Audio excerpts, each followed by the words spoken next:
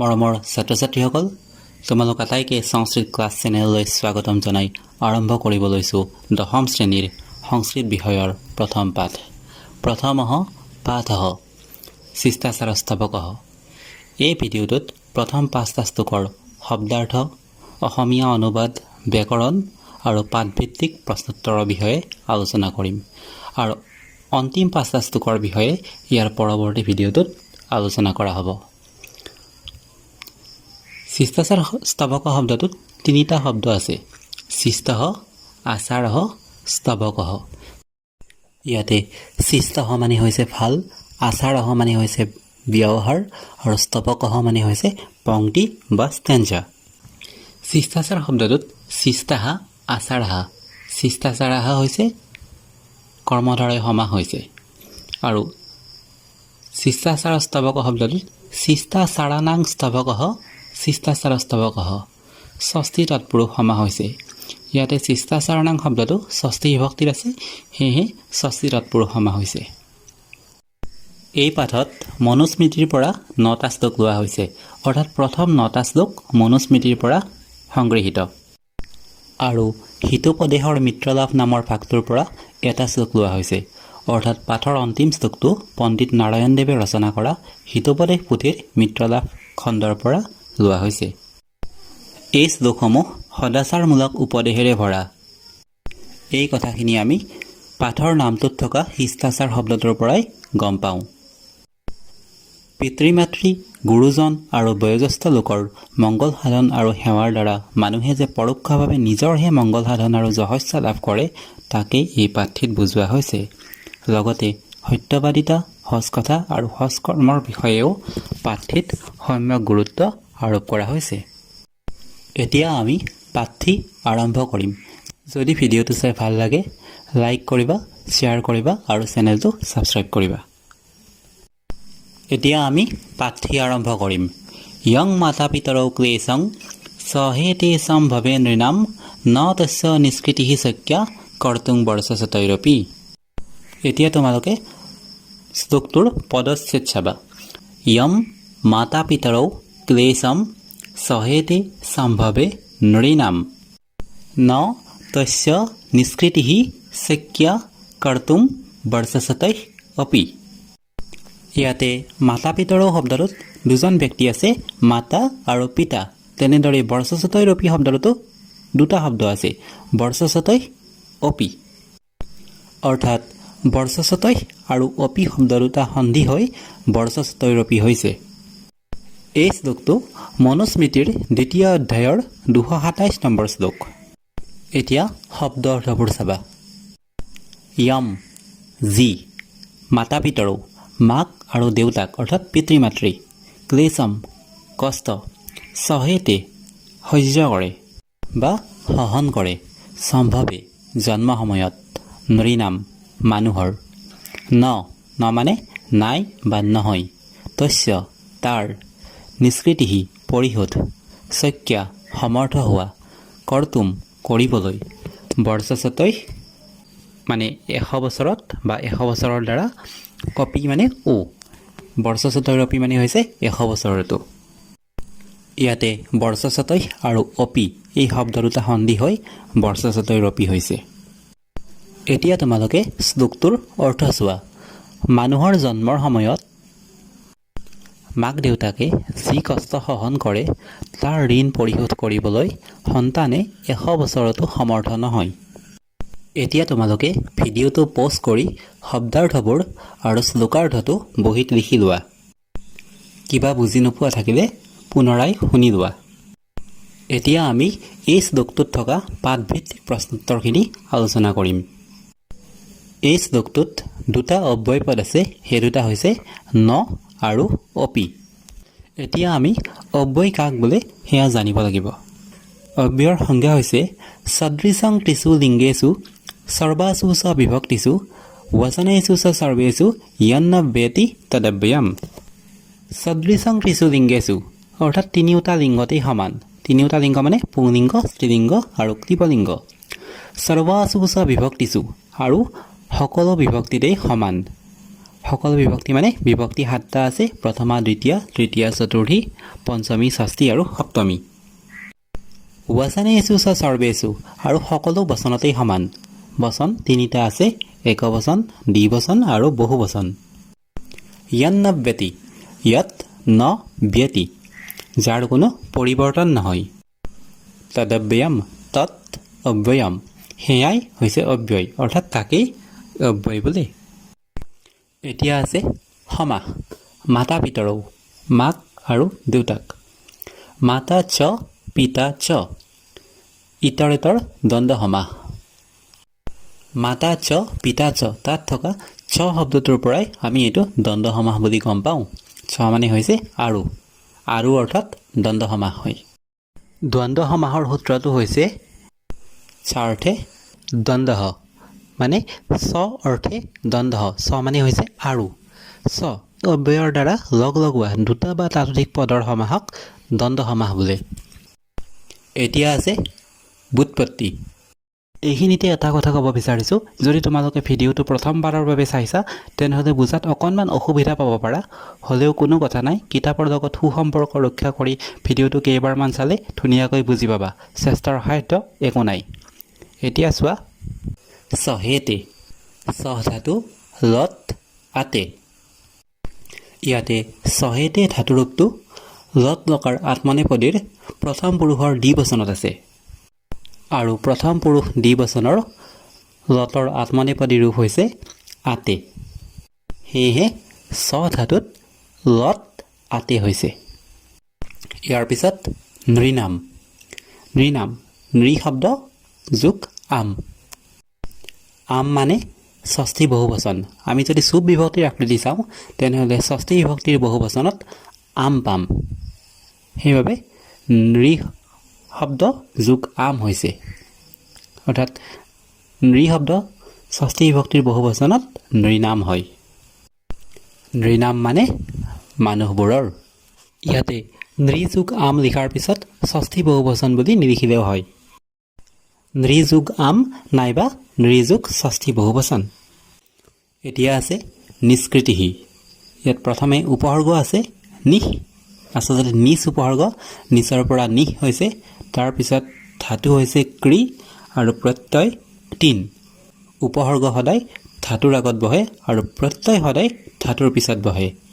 নিষ্কৃতিহি শব্দটো প্ৰথমা বিভক্তিৰ একবচনত আছে, সেয়েহে চু হৈছে, অৰ্থাৎ চুপ বিভক্তিখনত প্ৰথমা বিভক্তিৰ একবচনৰ চিন হৈছে চু, সেয়েহে চু লিখিব পাৰি, নাইবা প্ৰথমা বিভক্তিৰ একবচন লিখিব পাৰি।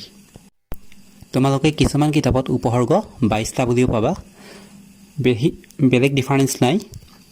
নিচ নিৰ দুচ দুৰ কিছুমান কিতাপত বেলেগ বেলেগকৈ আছে আৰু কিছুমান কিতাপত নিচ আৰু নিৰ একেলগেই আছে, তেনেদৰে দুচ আৰু দুৰ একেলগেই আছে, বাকীখিনি একেই। তোমালোকে এই 20টা উপসৰ্গ মনত ৰাখি থবা, অকল সংস্কৃততে নহয় অসমীয়াতো কামত আহিব। ইয়াৰ পিছত আছে কৰ্তুম। কৰ্তুম মানে কৰিবলৈ। ইয়াত ধাতু হৈছে ক্ৰি আৰু প্ৰত্যয় হৈছে তুমুন, ক্ৰি যোগ তুমুন।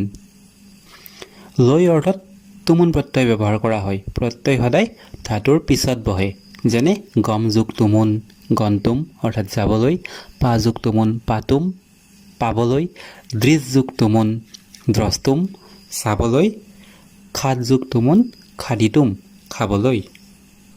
প্ৰয়োগত তুমুন প্ৰত্যয়ৰ তুম থাকে, যেনে কৰ্তুম। এতিয়া আছে কাৰক বিভক্তি। প্ৰথমে আমি বিভক্তি কিমানটা জানিব লাগিব। বিভক্তি হৈছে 7টা, প্ৰথমা দ্বিতীয়া তৃতীয়া চতুৰ্থী পঞ্চমী ষষ্ঠী আৰু সপ্তমী। আনহাতে কাৰক হৈছে 6 বিধ: কৰ্তা, কৰ্ম, কৰণ, সম্প্ৰদান, অপাদান আৰু অধিকৰণ। ইয়াৰে প্ৰথমা বিভক্তিত কৰ্তা কাৰক হয়, দ্বিতীয় বিভক্তিত কৰ্ম কাৰক হয়, তৃতীয় বিভক্তিত কৰণ কাৰক হয়, চতুৰ্থী বিভক্তিত সম্প্ৰদান কাৰক, পঞ্চমী বিভক্তিত অপাদান কাৰক আৰু সপ্তমী বিভক্তিত অধিকৰণ কাৰক হয়। ষষ্ঠী বিভক্তিত কোনো কাৰক নহয়, কিয়নো ইয়াত ক্ৰিয়াৰ লগত কোনো সম্বন্ধ নাথাকে। এতিয়া আমি সম্ভৱে শব্দটোৰ কাৰক বিভক্তি নিৰ্ণয় কৰিম। সম্ভৱে শব্দটো সপ্তমী বিভক্তিত আছে, সেয়েহে আমি বিভক্তি গম পালোঁ সপ্তমী হৈছে। আৰু সপ্তমী বিভক্তি হ'লে অধিকৰণ কাৰক হয়। সেয়েহে ইয়াত কাৰক হৈছে অধিকৰণ কাৰক আৰু বিভক্তি হৈছে সপ্তমী। অৰ্থাৎ আমি অধিকৰণে সপ্তমী বুলিও লিখিব পাৰোঁ। তোমালোকে বিভক্তিৰ চিনকেইটা মনত ৰাখি থবা। ইয়াৰ পিছত আছে তস্য। তস্য মানে তাৰ। তস্য শব্দটো ষষ্ঠী বিভক্তিত আছে। সেয়ে বিভক্তি হৈছে ষষ্ঠী আৰু সম্বন্ধবাচক শব্দৰ লগত ষষ্ঠী বিভক্তি হয়। সেয়েহে তস্য শব্দটোৰ কাৰক বিভক্তি হৈছে সম্বন্ধে ষষ্ঠী। ইয়াৰ পিছত আছে বৰ্ষশতৈঃ, 100 বছৰৰ দ্বাৰা বা 100 বছৰত। বৰ্ষশতৈঃ শব্দটো তৃতীয় বিভক্তিত আছে। তৃতীয় বিভক্তিৰ বহুবচনত বৰ্ষশতৈঃ হয়। সেয়েহে ইয়াত বিভক্তি হ'ব তৃতীয় বিভক্তি। এই শ্লোকটোত বৰ্ষশতৈঃ শব্দটোৰ দ্বাৰা ক্ৰিয়া সমাপ্তি আৰু ফলপ্ৰাপ্তি বুজাইছে। ক্ৰিয়া সমাপ্তি আৰু ফলপ্ৰাপ্তি বুজালে অপবৰ্গ হয়। অপবৰ্গ বুজালে কালবাচক বা অৰ্থাৎ সময়বাচক আৰু পথবাচক শব্দৰ পিছত তৃতীয় বিভক্তি হয়। ইয়াতে বৰ্ষশতৈঃ শব্দটো কালবাচক বা সময়বাচক শব্দ। সেয়েহে ইয়াত অপবৰ্গে তৃতীয়া হৈছে। এতিয়া আছে বিপৰীত শব্দ ক্লেশম। ক্লেশম মানে হৈছে কষ্ট। তাৰ বিপৰীত শব্দ হ'ব হৰ্ষম। এতিয়া আছে সংস্কৃতত উত্তৰ দিয়া নৃণাং সম্ভৱে কৌ ক্লেশং সহেতে। অৰ্থাৎ মানুহৰ জন্মৰ সময়ত কোন দুজনে কষ্ট সহ্য কৰে। কোন দুজনে কষ্ট সহ্য কৰে। উত্তৰ হ'ব নৃণাং সম্ভৱে মাতা পিতৰৌ ক্লেশং সহেতে। পৰৱৰ্তী প্ৰশ্ন কস্য নিষ্কৃতি কৰ্তুং ন শক্যা। অৰ্থাৎ কাৰ ঋণ পৰিশোধ কৰাটো সম্ভৱ নহয়। উত্তৰ হ'ব মাতা পিতৰৌ নৃণাং সম্ভৱে য়ং ক্লেশং সহেতে তস্য নিষ্কৃতি কৰ্তুং ন শক্যা। মাক দেউতাকে জন্মৰ সময়ত আৰু মানুহৰ জন্মৰ সময়ত যি কষ্ট সহ্য কৰে তাৰ ঋণ পৰিশোধ কৰাটো সম্ভৱ নহয়। এতিয়া আছে দ্বিতীয় শ্লোক তয়োৰ নিত্যং প্ৰিয়ং কুৰ্যাৎ আচাৰ্যস্য চ সৰ্বদা তেষ্বেব ত্ৰিষু তুষ্টেষু তপঃ সৰ্বং সমাপ্যতে। এতিয়া আমি শ্লোকটোৰ পদচ্ছেদ চাম। তয়োঃ নিত্যম প্ৰিয়ম কুৰ্যাৎ আচাৰ্যস্য চ সৰ্বদা তেষু এব ত্ৰিষু তুষ্টেষু তপঃ সৰ্বম সমাপ্যতে। ইয়াতে প্ৰথমতে থকা তয়োঃ নিত্যম এই শব্দ দুটা সন্ধি হৈ তয়োৰ নিত্যম হৈছে কুৰ্যাৎ আচাৰ্যস্য এই দুটা শব্দ সন্ধি হৈ কুৰ্যাৎ আচাৰ্যস্য হৈছে। তেনেদৰে তেষু এব এই দুটা শব্দ লগ হৈ তেষ্যেব হৈছে। এই শ্লোকটো মনুস্মৃতিৰ দ্বিতীয় অধ্যায়ৰ 228 নম্বৰ শ্লোক। এতিয়া আছে শব্দাৰ্থ তয়োঃ তেওঁলোক দুজনৰ অৰ্থাৎ পিতৃ মাতৃৰ। নিত্যম সদায়। তয়োঃ আৰু নিত্যম শব্দ দুটা লগ হৈ তয়োৰ নিত্যম হৈছে।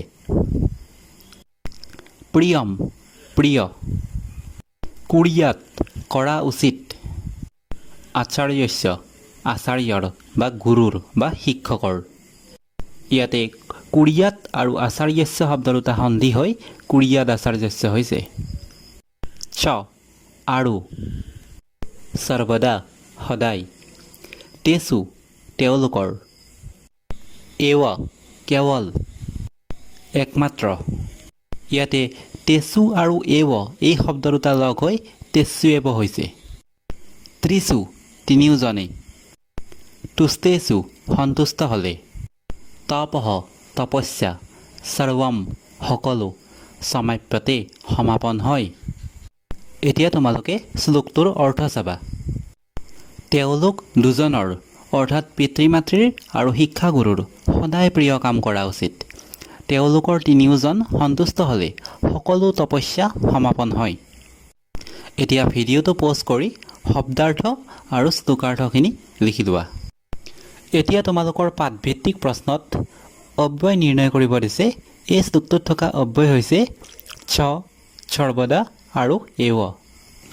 শ্লোকটোত থকা এই তিনিওটা শব্দ সকলো লিংগ বিভক্তি আৰু বচনত একেই থাকে সেয়েহে এই শব্দকেইটা হৈছে অব্যয় শব্দ এতিয়া আছে ভুৎপত্তি কুৰিয়াত মানে কৰা উচিত ক্ৰী ধাতু বিধিলিং ইয়াত কিয়নো কুৰিয়াত শব্দটোত ধাতু হৈছে ক্ৰী ধাতু আৰু কুৰিয়াত শব্দটো প্ৰথম পুৰুষৰ একবচনত আছে আমি যদি বিধিলিং লকাৰ চাওঁ তেনেহ'লে প্ৰথম পুৰুষৰ একবচনত ইয়াত পাম সেয়েহে কুৰিয়াত শব্দটোত ধাতু হৈছে ক্ৰী আৰু বিধিলিং লকাৰ লগতে ইয়াত কুৰিয়াত সমাপ্যতে মানে সমাপন হয় প্ৰথমতে সম আছে সম হৈছে উপসৰ্গ তাৰপিছত আপ ধাতু আছে আৰু সমাপ্যতে শব্দটো লত লকাৰত আছে সেয়েহে লত তে হৈছে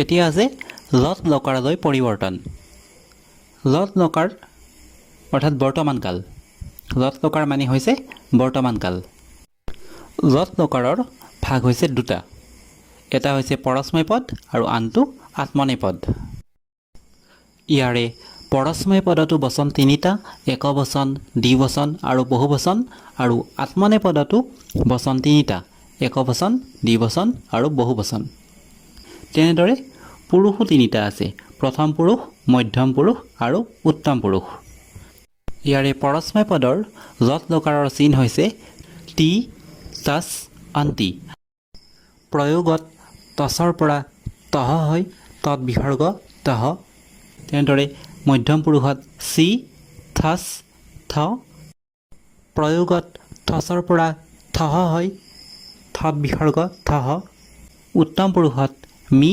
ৱাছ মাছ প্ৰয়োগত বচৰ পৰা বহ আৰু মচৰ পৰা মহ হয় তেনেদৰে আত্মনেপদী ৰূপ চালে দেখা পাম তে আতে অন্তে সে আথে থে এ ৱাহে মহে এতিয়া আমাৰ প্ৰশ্নত কুৰিয়াত শব্দটো লত লকাৰলৈ নিব দিছে কুৰিয়াত শব্দটো বিধিলিং লকাৰত আছে ক্ৰী ধাতু বিধিলিং ইয়াত অৰ্থাৎ প্ৰথম পুৰুষ একবচনত আছে এতিয়া লত লকাৰৰ প্ৰথম পুৰুষৰ একবচনৰ চিন হৈছে টি গতিকে লত লকাৰলৈ নিলে ক্ৰী ধাতু লত টি কৰতি হ'ব ইয়াৰ পিছৰ প্ৰশ্ন হৈছে কাৰক বিভক্তি তেচু তেওঁলোকৰ তেচু শব্দটোত সপ্তমী বিভক্তি হৈছে আৰু ইয়াৰ কাৰক বিভক্তি হৈছে ভাৱে সপ্তমী য়স্য চ ভাৱেন ভাৱলক্ষণম বুলি সূত্ৰ এটা আছে আৰু সেই সূত্ৰমতে ইয়াত ভাৱে সপ্তমী হৈছে কাৰক বিভক্তিৰ ওপৰত মই পিছত ডিটেইলছ ভিডিঅ' আপলোড কৰিম এতিয়া আছে বিপৰীত শব্দ প্ৰিয়ম প্ৰিয়ম মানে প্ৰিয় তাৰ বিপৰীত শব্দ হ'ব অপ্ৰিয়ম সংস্কৃতত উত্তৰ দিয়া কেচু তুষ্টেচু তপঃ সমাপ্যতে কোন কোন তুষ্ট হ'লে বা সন্তুষ্ট হ'লে তপস্যা সমাপন হয় উত্তৰ হ'ব মাতা পিতৰৌ আচাৰ্য চ এতেচু তুষ্টেচু তপঃ সমাপ্যতে মাতা পিতৰৌ মাক দেউতাক আচাৰ্য আৰু আচাৰ্য এই তিনিজন সন্তুষ্ট হ'লে সকলো তপস্যা সমাপন হয় এতিয়া আছে তৃতীয় শ্লোক অভিৱাদনশীলস্য নিত্যং বৃদ্ধোপসেবিনঃ চত্বাৰি তস্য বৰ্ধন্তে আয়ুৰ্বিদ্যা যশোবলম অভিৱাদনশীলস্য নিত্যম বৃদ্ধ উপসেবিনঃ বৃদ্ধ আৰু উপসেবিন শব্দ দুটা লগ হৈ বৃদ্ধোপসেবিন হৈছে চত্বাৰি তস্য বৰ্ধন্তে আয়ুঃ বিদ্যা আয়ুঃ আৰু বিদ্যা শব্দ দুটা লগ হৈ অৰ্থাৎ সন্ধি হৈ আয়ুৰ্বিদ্যা হৈছে যশঃ বলম এই শ্লোকটো মনুস্মৃতিৰ দ্বিতীয় অধ্যায়ৰ 121 নম্বৰ শ্লোক এতিয়া তোমালোকে শব্দাৰ্থবোৰ চোৱা অভিৱাদনশীলস্য মানে সাদৰ সম্ভাষণ জনোৱাত অভ্যস্তজনৰ নিত্যম সদায় বৃদ্ধ বৃদ্ধ উপসেবিনঃ সেৱা শুশ্ৰূষা কৰোতাজনৰ যিয়ে বৃদ্ধজনক সেৱা শুশ্ৰূষা কৰে অৰ্থাৎ বৃদ্ধ উপচেবিনহ। ইয়াতে বৃদ্ধ আৰু উপচেবিনহ শব্দ দুটা সন্ধি হৈ বৃদ্ধ উপচেবিনহ হৈছে। চত্বাৰি চাৰিটা। তস্য তেওঁৰ। বৰ্ধন্তে বৃদ্ধি হয়। আয়ুঃ আয়ুষ মানে হৈছে আয়ুষ। বিদ্যা বিদ্যা। আয়ুষ আৰু বিদ্যা এই শব্দ দুটা লগ হৈ আয়ুৰ্বিদ্যা হৈছে। য়শঃ য়শস্যা। বলম বল। এতিয়া তোমালোকে শ্লোকটোৰ অৰ্থ চোৱা। সাদৰ সম্ভাষণ জনোৱাত অভ্যস্তজনৰ, বৃদ্ধজনক সেৱা শুশ্ৰূষা কৰ্তাজনৰ সদায় আয়ুষ, বিদ্যা, যশস্যা, বল এই চাৰিটা বৃদ্ধি হয়। এতিয়া আছে ব্যুৎপত্তি। বৰ্ধন্তে। বৰ্ধন্তে শব্দটোত বৃদ্ধ ধাতু আছে লত অন্তে। এতিয়া আছে সংস্কৃতত উত্তৰ দিয়া। চত্বাৰি তস্য বৰ্ধন্তে। চত্বাৰি মানে হৈছে চাৰি, তস্য বৰ্ধন্তে তেওঁৰ বৃদ্ধি হয়, অৰ্থাৎ চাৰিটা তেওঁৰ বৃদ্ধি হয়। প্ৰশ্ন হৈছে ইত্যত্ৰ কস্য চত্বাৰি বৰ্ধন্তে। ইত্যত্ৰ ইয়াত কস্য কাৰ চত্বাৰি চাৰিটা বৰ্ধন্তে বৃদ্ধি হয়। উত্তৰ হৈছে অভিবাদনশীলস্য চত্বাৰি বৰ্ধন্তে। সাদৰ সম্ভাষণ জনোৱাত অভ্যস্তজনৰ চাৰিটা বৃদ্ধি হয়। দ্বিতীয় প্ৰশ্ন তানি চত্বাৰি কানি। সেই চাৰিটা কি কি? উত্তৰ হৈছে তানি চত্বাৰি যথা আয়ুঃ, বিদ্যা, যশঃ, বলং চ। সেই চাৰিটা হৈছে আয়ুষ, বিদ্যা, যশস্যা আৰু বল। এতিয়া আছে চতুৰ্থ শ্লোক। না পৃষ্ঠঃ কস্যচিৎ ব্ৰূয়ান ন চ অন্যায়েন পৃচ্ছতঃ জানান্নপি হি মেধাবী জৰবল্লোক আচৰেৎ। পদচ্ছেদ চোৱা। ন অপৃষ্ঠঃ। ন আৰু অপৃষ্ঠঃ লগ হৈ নাপৃষ্ঠঃ হৈছে কস্যচিৎ। ব্ৰূয়াত ন। ব্ৰূয়াত আৰু ন সন্ধি হৈ ব্ৰূয়ান্ন হৈছে। ছ অন্যায়েন। ছ আৰু অন্যায়েন সন্ধি হৈ চান্যায়েন হৈছে পৃচ্ছতঃ। জানন অপি। জানন আৰু অপি শব্দ দুটা সন্ধি হৈ জানন্নপি হৈছে। হি মেধাবী জৰবৎ লোক। জৰবৎ আৰু লোক শব্দ দুটা সন্ধি হৈ জৰবল লোক হৈছে। আচৰেৎ। এই শ্লোকটো মনুস্মৃতিৰ দ্বিতীয় অধ্যায়ৰ 110 নম্বৰ শ্লোক। এতিয়া তোমালোকে শব্দাৰ্থ চোৱা। নাপৃষ্ঠঃ। ন অপৃষ্ঠঃ নুসুধিলে। ন আৰু অপৃষ্ঠ সন্ধি হৈ নাপৃষ্ঠঃ হৈছে। কস্যচিৎ কোনো। ব্ৰূয়াত ক'ব লাগে, কোৱা উচিত। ন। ন মানে নাই বা নহয়, নালাগে। ছ। ছ মানে হৈছে আৰু। অন্যায়েন। অন্যায়েৰে। ছ আৰু অন্যায়েন এই শব্দ দুটা লগ হৈ চান্যায়েন হৈছে। পৃচ্ছতঃ সুধিলে। জানন জানিলে। অপি ও। জানন আৰু অপি সন্ধি হৈ জানন্নপি হৈছে জানিলেও। হি। হি মানে নিশ্চয়কৈ বা নিশ্চিতভাৱে। মেধাৱী জ্ঞানী। জৰবৎ মূৰ্খৰ দৰে বা মূৰ্খৰ নিচিনা। লোক মানুহ। জৰবৎ আৰু লোক সন্ধি হৈ জৰবল লোক হৈছে। আচৰেৎ আচৰণ কৰে। এতিয়া তোমালোকে শ্লোকটোৰ অৰ্থ চোৱা। নুসুধিলে কোনো ব্যক্তিকে ক'ব নালাগে আৰু অন্যায়েৰে সুধিলেও ক'ব নালাগে। জ্ঞানীসকলে জানিলেও মূৰ্খৰ দৰে আচৰণ কৰে। নাইবা নুসুধিলে কাৰোৰে কথা ক'ব নালাগে। জানিলেও মেধাৱী লোকে জড় বা মূৰ্খৰ দৰে আচৰণ কৰিব লাগে।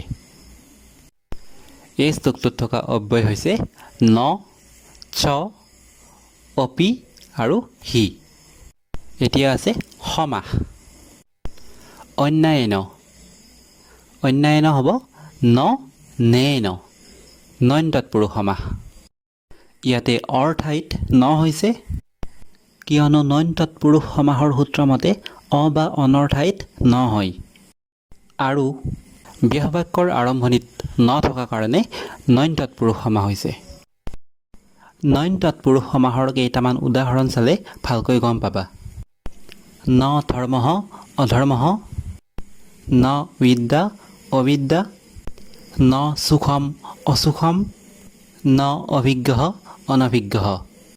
ইয়াতে অভিজ্ঞ শব্দটোৰ আৰম্ভণি অ অৰ্থাৎ স্বৰবৰ্ণেৰে হৈছে আৰু স্বৰবৰ্ণৰে আৰম্ভ হ'লে নৰ ঠাইত অন হয়।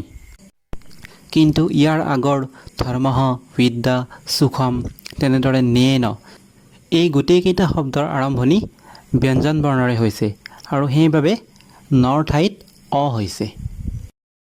অৰ্থাৎ আমি এনেকৈ ক'ব পাৰোঁ যে নৰ পিছত স্বৰবৰ্ণ থাকিলে নৰ ঠাইত অন হয় আৰু নৰ পিছত ব্যঞ্জন বৰ্ণ থাকিলে নৰ ঠাইত অ হয়। এতিয়া আছে ব্যুৎপত্তি ব্ৰুয়াত ক'ব লাগে বা কোৱা উচিত। ইয়াত ধাতু আছে ব্ৰু ধাতু, বিধিৰিং ইয়াত, কিয়নো উচিত অৰ্থত বিধিৰিং লকাৰ হয়। বিধিৰিং লকাৰত প্ৰথম পুৰুষৰ একবচনত ইয়াত আছে। পৃচ্ছতঃ পৃচ্ছতঃ মানে সুধিলে, প্ৰচ্ছ ধাতু যোগ ছত্ৰী প্ৰত্যয়, পুংলিংগ আৰু ষষ্ঠী একবচন হৈছে। জানন জানিলে, জ্ঞা ধাতু যোগ ছত্ৰী প্ৰত্যয়, এইটো পুংলিংগ প্ৰথমা একবচন। আচৰেত আচৰণ কৰে, ইয়াতে প্ৰথমতে আ আছে, আ হৈছে উপসৰ্গ, আঙৰ পৰা আ হৈছে। তাৰপিছত চৰ ধাতু আৰু বিধিৰিং ইয়াত, অৰ্থাৎ আপূৰ্বক চৰ ধাতু বিধিৰিং ইয়াত আচৰেত। ইয়াৰ পিছত আছে লত লকাৰলৈ পৰিৱৰ্তন, ব্ৰুয়াত ব্ৰবীতি, ব্ৰু ধাতু লত লকাৰত ব্ৰবীতি হ'ব। ব্ৰুয়াত ব্ৰু ইয়াত, ইয়াত শব্দটো আমি বিধিৰিং লকাৰত পাওঁ। ব্ৰু ধাতু বিধিৰিং লকাৰত ব্ৰুয়াত হ'ব। ব্ৰুয়াত শব্দটো প্ৰথম পুৰুষৰ একবচনত আছে, তেনেদৰে এইটো লত লকাৰলৈ নিলে প্ৰথম পুৰুষৰ একবচনৰ চিন হৈছে টি। ব্ৰু ধাতু লত লকাৰৰ প্ৰথম পুৰুষৰ একবচনত ব্ৰবীতি হয়। তেনেদৰে আচৰেত আচৰতি। এতিয়া আছে কাৰক বিভক্তি, অন্যান্য অন্যায়েৰে, তৃতীয়া বিভক্তি হ'ব আৰু কৰণ কাৰকত তৃতীয়া বিভক্তি হয়, সেয়েহে ইয়াত কৰণে তৃতীয়া হৈছে। বিপৰীত শব্দ মেধাৱী, মেধাৱী মানে হৈছে জ্ঞানী, মেধাৱী শব্দৰ বিপৰীত শব্দ হ'ব মূঢ় বা মূৰ্খ। এতিয়া আছে সংস্কৃতত উত্তৰ দিয়া, মেধাৱী কথম আচৰেত, মেধাৱী অৰ্থাৎ জ্ঞানীজনে কেনেদৰে আচৰণ কৰে। উত্তৰ হ'ব মেধাৱী জড়ৱৎ আচৰেত, জ্ঞানীজনে মূৰ্খৰ দৰে আচৰণ কৰে। এতিয়া পঞ্চম শ্লোকটো চোৱা, দৃষ্টিপূতং ন্যসেত পাদং বস্ত্ৰপূতং জলং পিবেদ সত্যপূতং ৱদেদ্বাসং মনঃপূতং সমাচৰেত। এতিয়া পদচ্ছেদ চোৱা, দৃষ্টিপূতম ন্যসেত পাদম, শ্লোকটোত ন্যসেত আৰু পাদম শব্দ দুটা সন্ধি হৈ আছে। বস্ত্ৰপূতম জলং পিবেদ, সত্যপূতাম ৱদেদ ৱাসম, শ্লোকটোত ৱদেদ আৰু ৱাসম শব্দ দুটা সন্ধি হৈ আছে। মনঃপূতম সমাচৰেত, এই শ্লোকটো মনুস্মৃতিৰ ৬ষ্ঠ অধ্যায়ৰ ৪৬ নম্বৰ শ্লোক।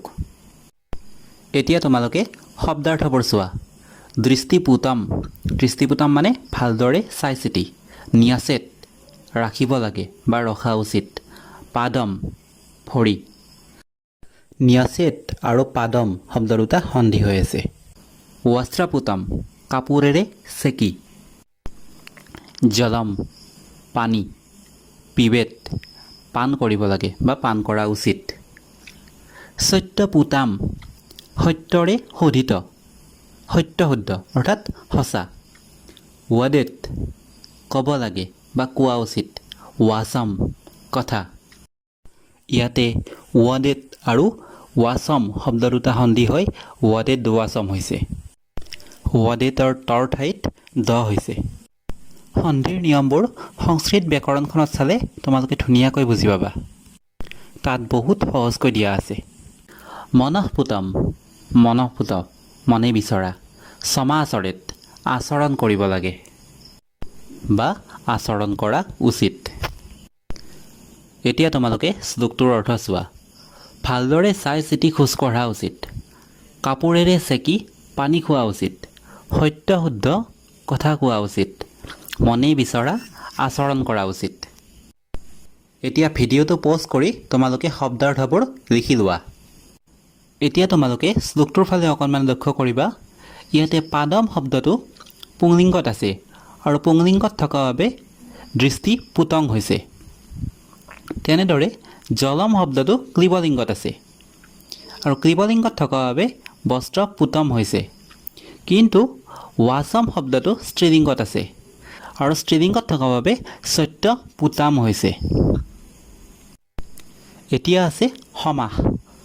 বস্ত্ৰপুতম পুতৰূপম বস্ত্ৰম কৰ্মধাৰয় সমাস। এতিয়া আছে ব্যুৎপত্তি। ন্যসেত ন্যসেত মানে ৰাখিব লাগে বা ৰখা উচিত। ইয়াতে প্ৰথমতে নি উপসৰ্গ আছে, তাৰপিছত অচ ধাতু আছে, বিধিলিং লকাৰ আৰু ইয়াত। পিবেত পা ধাতু, বিধিলিং লকাৰ ইয়াত। ৱাদেত ৱদ ধাতু, বিধিলিং ইয়াত। সমাচৰেত চম উপসৰ্গ আছে, তাৰপিছত আ উপসৰ্গ, এই দুটা আগত উপসৰ্গ আছে। ইয়াতে ধাতু হৈছে স্বৰ আৰু বিধিলিং ইয়াত সমাচৰেত। পৰৱৰ্তী প্ৰশ্ন লত লকাৰলৈ পৰিৱৰ্তন কৰা। ন্যসেত ন্যসেত মানে ৰাখিব লাগে। এইটো লত লকাৰত হ'লে ন্যসতি হ'ব। তেনেদৰে পিবেত পিৱতি, ৱাদেত ৱাদতি, সমাচৰেত সমাচৰতি। এতিয়া আছে কাৰক বিভক্তি। ৱাচম ৱাচম মানে কথা। ৱাচম ইয়াতে ৱাচম শব্দটো দ্বিতীয় বিভক্তিত আছে আৰু দ্বিতীয় বিভক্তিত থাকিলে কৰ্মকাৰক হয়। গতিকে ইয়াত কাৰক হৈছে কৰ্ম আৰু বিভক্তি হৈছে দ্বিতীয়া, অৰ্থাৎ সেইটো আমি কৰ্মণি দ্বিতীয়া বুলিও লিখিব পাৰোঁ। এতিয়া তোমালোকৰ প্ৰশ্ন হৈছে সংস্কৃতত উত্তৰ দিয়া। কিদৃশং জলং পেয়ম কেনেকুৱা পানী পিব লাগে বা কেনেকুৱা পানী পান কৰা উচিত। বস্ত্ৰপুতং জলং পিবেত কাপোৰেৰে চেকি পানী পিব লাগে। তেনেদৰে প্ৰশ্ন এটা সুধিব পাৰি। কিদৃশিং ৱাচাং বদেত কেনেকুৱা কথা ক'ব লাগে। সত্য পুতাং ৱাচাং ৱাদেত সত্যৰে শোধিত বা সঁচা কথা ক'ব লাগে। কিদৃশং কৰ্ম সমাচৰেত উত্তৰ হ'ব মনঃপুতং কৰ্ম সমাচৰেত। এতিয়া তোমালোকৰ এই পাঠটোত থকা আটাইকেইটা শ্লোকৰ পৰাই ব্যাখ্যা বহুত ইম্পৰ্টেণ্ট। পৰীক্ষাত ব্যাখ্যা আহিবই। ইয়াতে যিকোনো শ্লোকৰে ব্যাখ্যা কৰিব দিলে প্ৰথমতে তোমালোকে শ্লোকাৰ্থ লিখিবা। শ্লোকাৰ্থ গম পাইছাহে। তাৰপিছত প্ৰসংগ লিখিবা, কি প্ৰসংগত শ্লোকটো কোৱা হৈছে। সংগতি লিখিবা, তাৰপিছতে ব্যাখ্যা কৰিবা, অৰ্থাৎ শ্লোকটোত কি বিষয়ত কোৱা হৈছে সেই বিষয়ে অকণমান ব্যাখ্যা কৰিবা। তাৰপিছতে তোমালোকে ব্যাকৰণ অকণমান লিখি দিবা। ব্যাকৰণত শ্লোকটোত থকা শব্দৰ ব্যুৎপত্তি, সমাস, বিভক্তি আদি লিখিব পাৰিবা। ব্যাকৰণবোৰ ইতিমধ্যে কৈছোঁৱেই। এইখিনি লিখিলেই তোমালোকে 5 নম্বৰ পাবা। আৰু ইয়াৰ পিছৰ শ্লোকবোৰৰ বাবে পাৰ্ট 2 ভিডিঅ'টো চাবা। পাৰ্ট 2 ভিডিঅ' বা অন্যান্য পাঠবোৰ এই চেনেলৰ প্লেলিষ্টত গৈও চাব পাৰিবা। আৰু চমু প্ৰশ্নোত্তৰবোৰ তোমালোকে এই ভিডিঅ'ৰ ডেছক্ৰিপশ্যন বক্সৰ পৰাও লিখিব পাৰিবা। কিবা বুজি নোপোৱা থাকিলে কমেণ্টত জনাবা। ধন্যবাদ।